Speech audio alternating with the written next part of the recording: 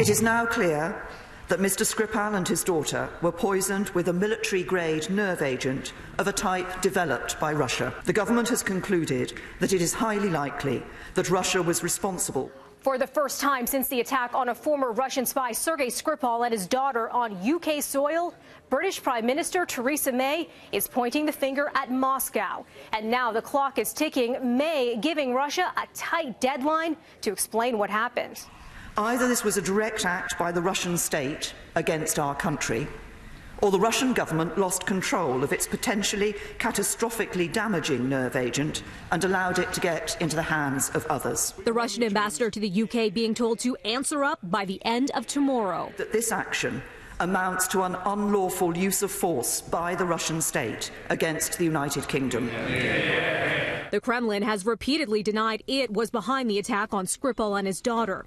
Both remain in hospital in critical condition, just over a week after they were found slumped over on a bench outside a shopping mall. Yesterday, health officials advised anyone who visited a Salisbury restaurant and pub where traces of the nerve agent were found to wash their clothing and to wipe down items like cell phones. Some people are concerned that prolonged long-term exposure to these substances may, over weeks and particularly months, give rise to health problems. But some locals are raising concerns over how long it took for health warnings to be issued. It's inexcusable in some ways. That should be the #1 objective, to inform the local people and make sure that we're safe. That's more scary, really, to be honest, saying wipe yourself down and clean yourself off from this nerve agent. As for what kind of beef Russia could have with Skripal, in 2006 he was convicted of treason in Moscow for betraying dozens of spies to British intelligence.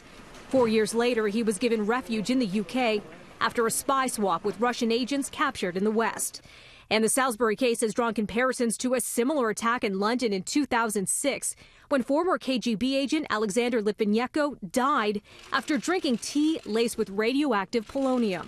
A British inquiry found that Russian President Vladimir Putin probably ordered that hit.